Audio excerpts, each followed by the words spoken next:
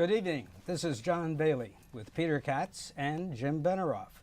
This is People to Be Heard, the program where people who have something to say have their say. Tonight, you've got the mayor of White Plains, Tom Roach, who has spent 16 years in city government, first as a councilman, then became acting mayor in 2011 when Adam Bradley resigned, won a special election in the spring of 2011 and election again for a full term in 2013. He has been mayor for almost 7 years. He is the Democratic Party nominated candidate for mayor, but he is being challenged in a Democratic primary September 12 by Councilwoman Milagros Lacuna. First, welcome to the program, Mayor Roach. Thank you, John. My pleasure to be here. Terrific.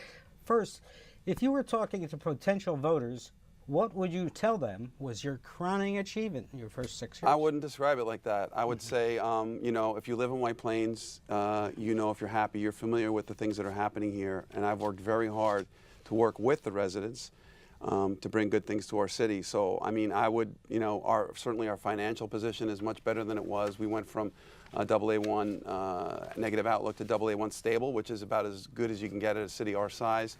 And that came with a lot of effort.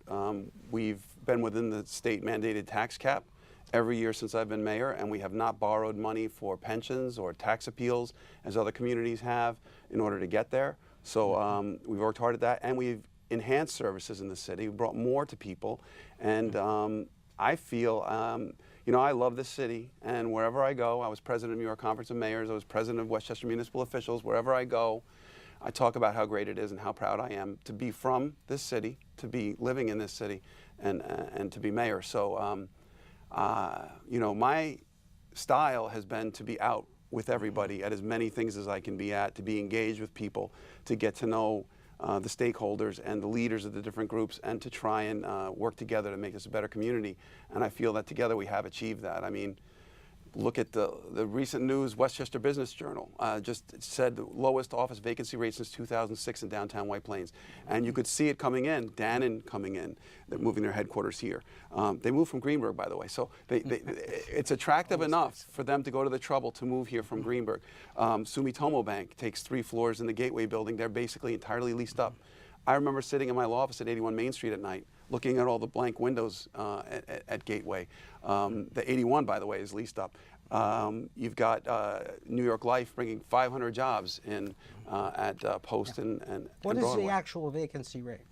The actual vacancy rate, I don't have it off the top of my head, but I know that it's the lowest it's been. I know Class B is, I think, around 9%, if I'm remembering correctly. But anybody who wants to see it, it's in the Westchester Business Journal. I don't guess numbers. I don't read it.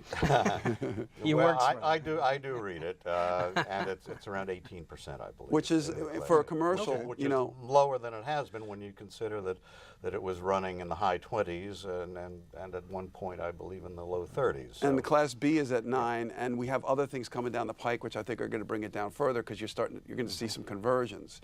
But you know, when you look at those numbers, you just have to take into account the trend, and to be at a lower vacancy rates than before the collapse. So back to 06 to get to this is something to be proud of, and it's something we've been working hard on. And what it does is it supports all the rest of your commercial properties. So your retail is really dependent on, at this point, with the internet taking away so much. And that is not a trend, that is not a cycle.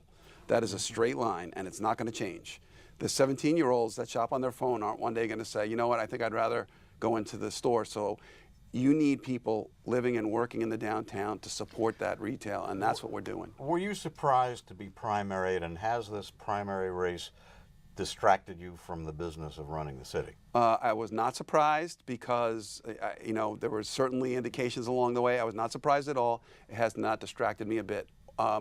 As I said, my nature is to be out with people, to work hard, and to be engaged in the community. And what do you do when you campaign?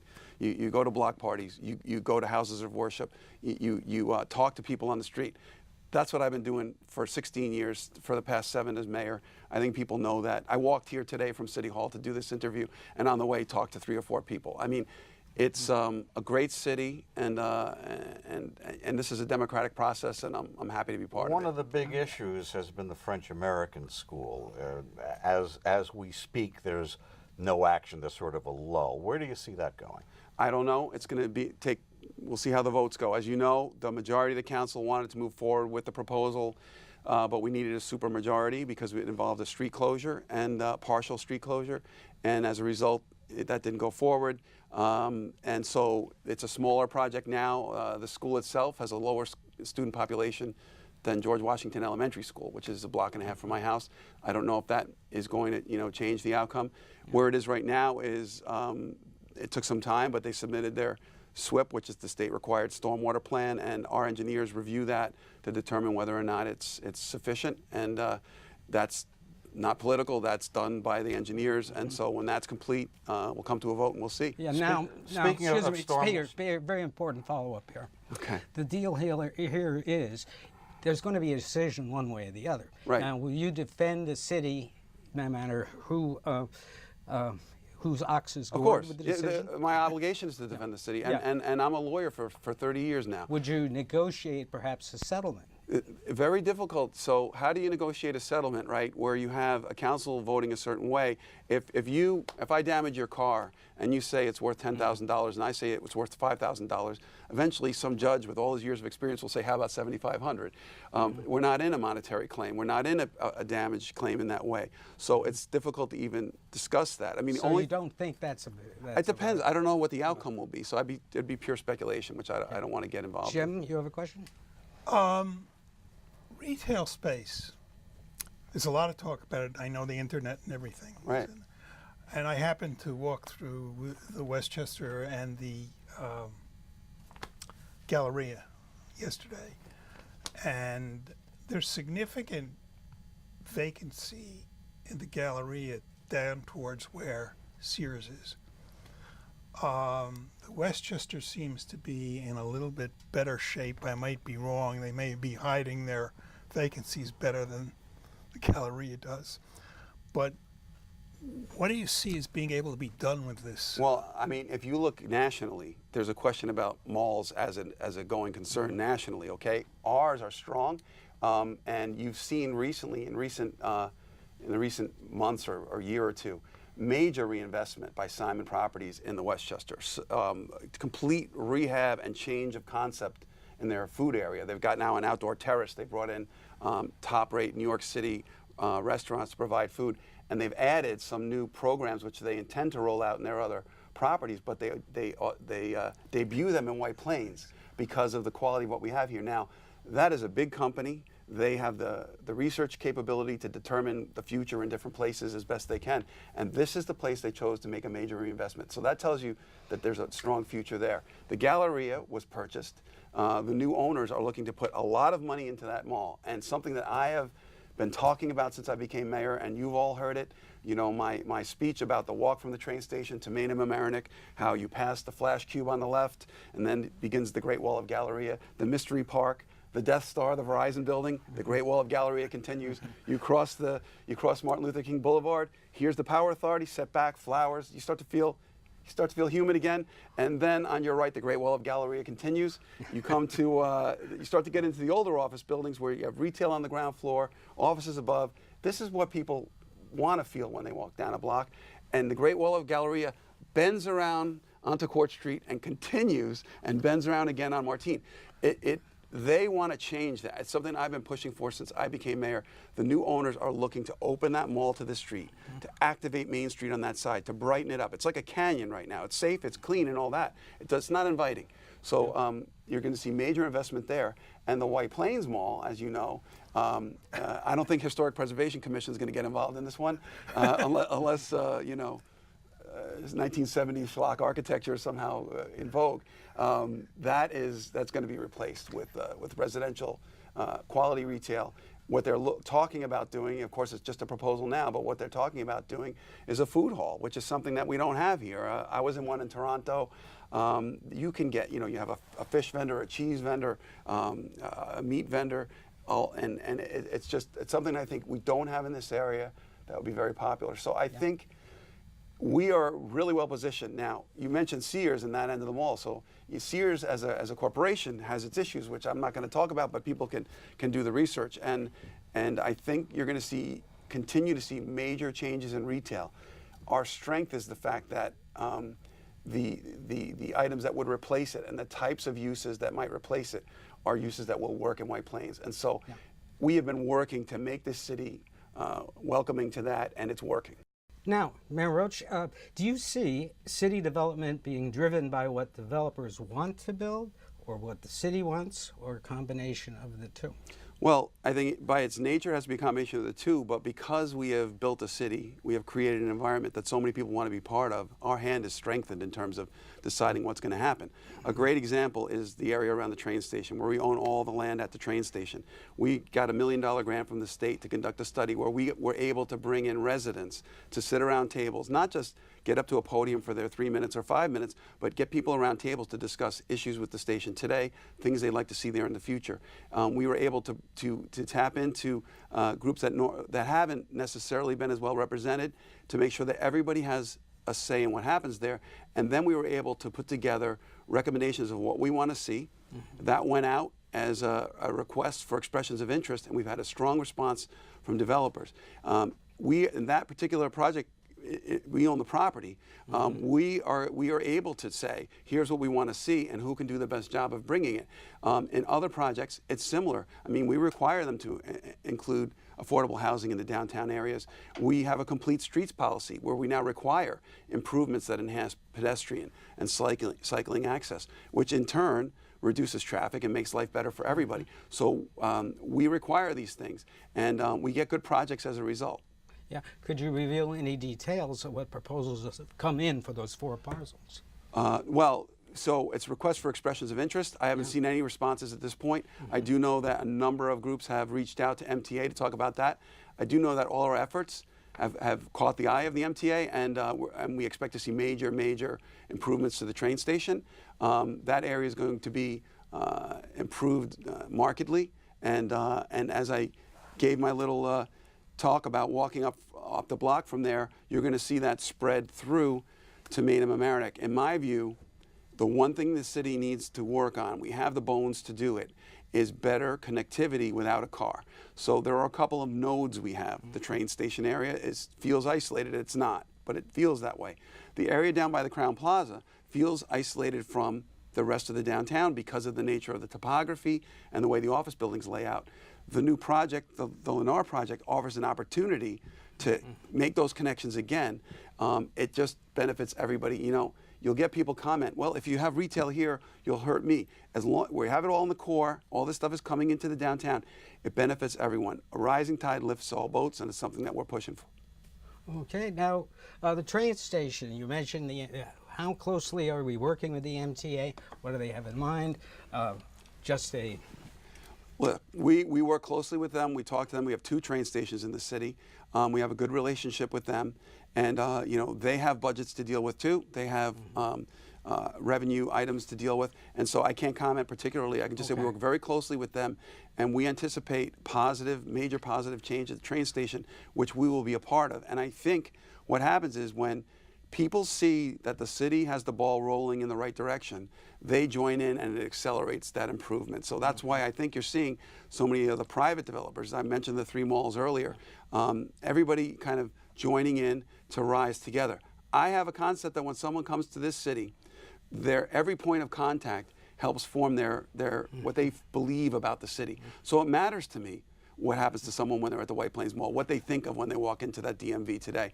It matters to me what happens when they walk into the Galleria. And so, and it matters to them what happens when they walk in Renaissance Park. And that's why I'm pleased that our fountain has been fully restored, better than new. You all remember the new, even better. It's attracting people, and it's a message sent to our residents, to our visitors, and the people investing in our city that we are strong, prosperous, and that we care about our city. Jim? The city center, have you seen any improvement there since they put in the escalators? I mean, do you know if they've been movie attendance has increased or anything like that? I can't speak to individual operators, but I know they're very pleased with the way things are going now. And I think that's another example. That was purchased by Kite Realty out of Indiana, and they felt it had been hadn't been appropriately invested in, and they made major investments in the property, as you know, including the escalator from Amerenik Avenue, which enhances that connectivity I was just talking about. It's so vital, and it makes it more pleasant. You remember when it was first built, to find your way from, let's say, where ShopRite is today, out to Amerenik Avenue, you had to know what you were doing, and it always reminded me of the beginning of Get Smart, because you were going down this long, narrow hallway, and I expected to hear the doors closing behind me, and then go through the phone booth. But you had to go down like that hydraulic elevator, which is very slow. It was a problem. Now you have the new escalators, and from what I see, they're doing well, and there's a lot of positivity in there. The new ownership is doing something which is you're going to see in malls that succeed, that survive around the country, is to engage the community. I know the Galleria wants to become more of an event-driven space, more of an entertainment-driven space, more of a food-driven space. Who is it that bought the Galleria? Do you know that? There's a group from out on the West Coast that's running it. I know there's a big German investment in it. So I don't want to get too far into the weeds in that, but I know they're extremely committed to bringing that property into the current era and making it work. But if you're going to look at malls in the future, already you see they're adding things. They had a hot dog eating contest. Some of it seems silly. They have chess competition, but they want to engage the community, get people in there, and not just have it be the days when people are going to spend a day just shopping in a mall. I think are past us. You need to provide more reason for them to be there, and I think we have 3 operators that know what they're doing, have invested, and it's going to bear fruit. Yeah. After years, White Plains now has 5,000 apartments coming on board the next 6 years. Now, 2 questions on this. One, infrastructure. Is the city now looking strongly to revise and improve the infrastructure to handle the extra apartments? And 2, do the planners feel, and Parsons Breakeroff feel, that there's enough retail interest out there to fill out the retail portions?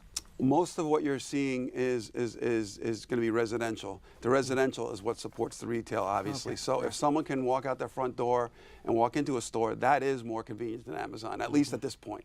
But you also are going to see the retail's got to be more experiential in nature, something that makes it worth it for you to go in there. I just leased skis. I went to Pedigree. I'm not going to get skis online. It's not happening. The expertise that's offered there, and the knowledge and the rest of it is something that is worth going into. There's other retailers that I think across the country it's going to be very difficult. In terms of the number of units, I think that may be on the high side, but who knows how it turns out. But in terms of infrastructure, absolutely we're prepared. Every building that comes in is thoroughly analyzed, traffic studies, every proposal. Remember, a lot of what we're seeing coming in, and many of the units are going to be repurposing existing buildings. So the AT&T building, which is basically vacant, is now going to become residential. So that's going to add into the support. Yeah, that's a factor I hadn't thought of. And if you look at the former White Plains Hotel, that also is going to be converted over to residential. And even right over here on Westmoreland, you had a vacant office building for 15 years falling apart. And you can watch it. I was on the train into New York today. They took that white paint off there that was peeling. You have a beautiful brick building. They put in period windows. That's going to be residential, loft-style apartments.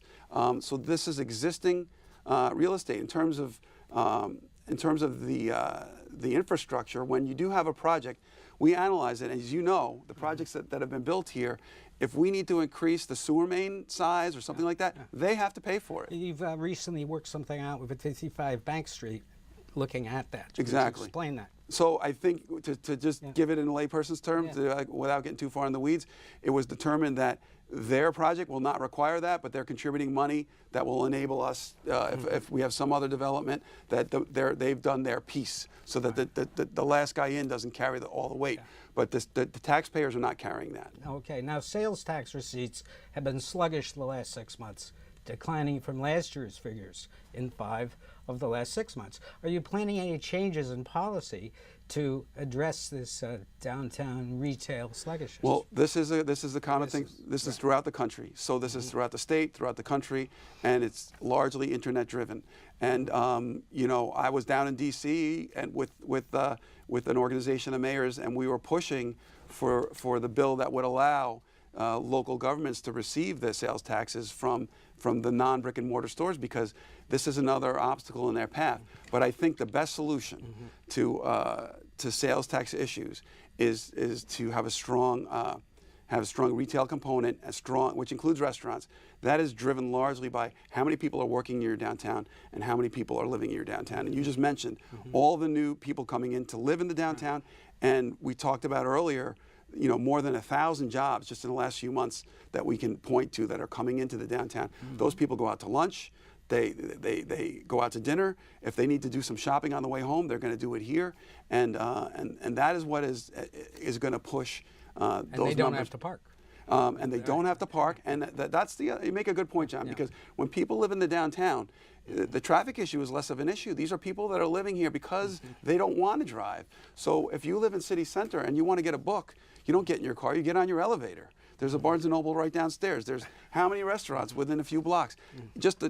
I can do the backwards walk, but I won't take you through that. But there's only a few blocks to the train station. You're in Manhattan in 34 minutes. You haven't touched the Keys. Right. So it's a great opportunity for us. It's something that we have doubled down on, and we've seen the results. I go to these conferences, I read these books, and I talk to the experts, and they were telling us, you get the housing, you'll see the corporations come in. It's not the old model. Get the corporations, figure out where to put the people. It's worked. We've got the people moving in that the corporations want to hire. When the president of Dannon was speaking to a business group, I was there.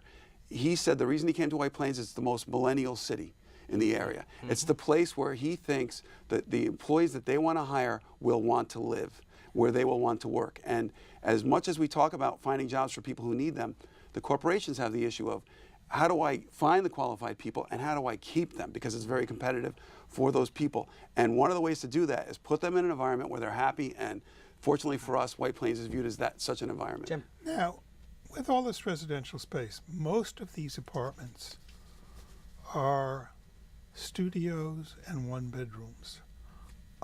There are, I guess, a fairly good percentage of two-bedrooms, but that's it. Now, those people, I mean, if they have families, maybe if they have one kid, they'll stay there. But if they have 2 kids or 3 kids, they're going to move to a house. And they may move to White Plains, Right. too. But we're betting an awful lot on small family situations there. And the question is, will that create a transient population, or is it going to be a long-term White Plains? Commitment to White Plains. Yeah, well, the thing is this, we're a city. So we've always had apartment buildings. It's always been part of a component of being a city.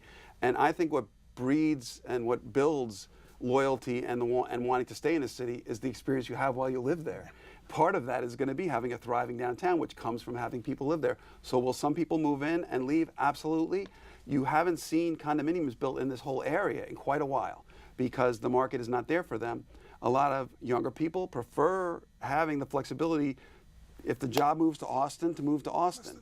What I'm trying to do and what we're fighting to do, and it's working, is to bring the jobs into White Plains to make them want to stay. I mean, when I first was married and I lived in an apartment on Broadway, you know, when we were looking for a house, we wanted to stay in White Plains because we loved living here.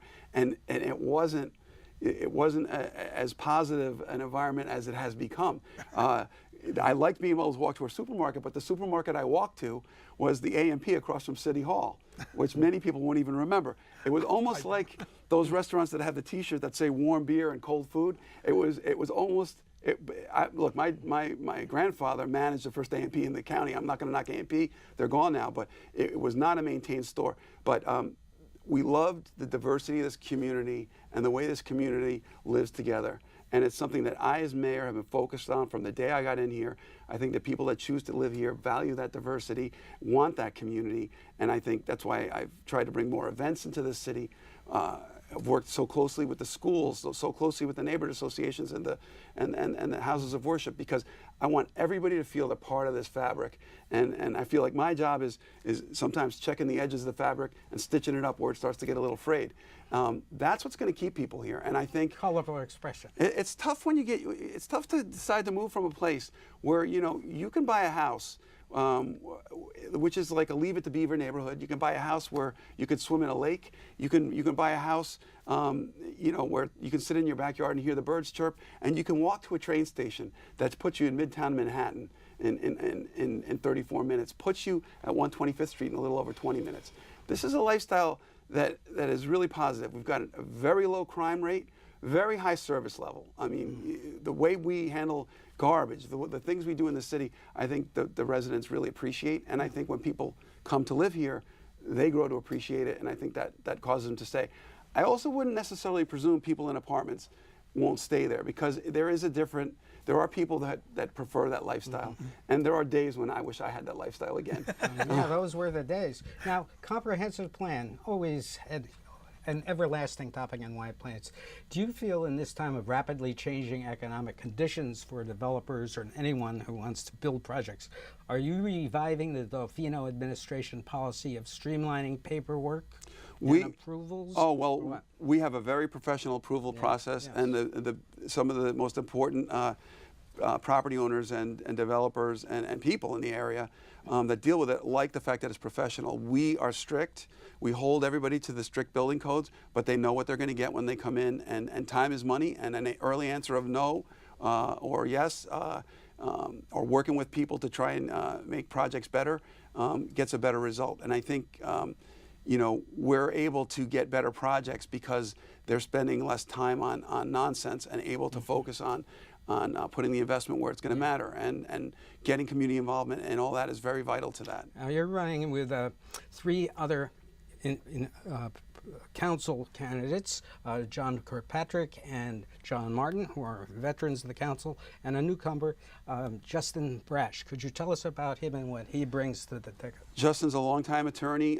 He's very bright. He's very committed to the community. He works really, a real hard worker, good family man. His wife serves on the Housing Authority Board, committed to low-income housing and working to make sure that we keep everybody in our city. We want every economic level to be in our city. I think Justin's going to be a wonderful addition to the council. I look forward to working with him. As we said off air, I don't view the council as something to manage. I view the council as colleagues that I can talk to and rely on for ideas, for advice, and I would love a council. You know, you want the council, a group of people all rowing together to make this a better city. I see. Well, let's see. We've got about 45 seconds to go in the program. What would you like to say to the voters of White Plains? I would just say thank you for the honor of having me serve as your mayor for these past nearly 7 years. Thank you for being so welcoming to me when I've been out in the community. Thank you for your suggestions and comments. And most importantly, thank you for caring about this city. I think we are fortunate to have a city where residents truly care about what happens here, care about the city's image, and are willing to communicate with City Hall when they feel there's a problem, and we work with them to make that better. I think the end result speaks for itself.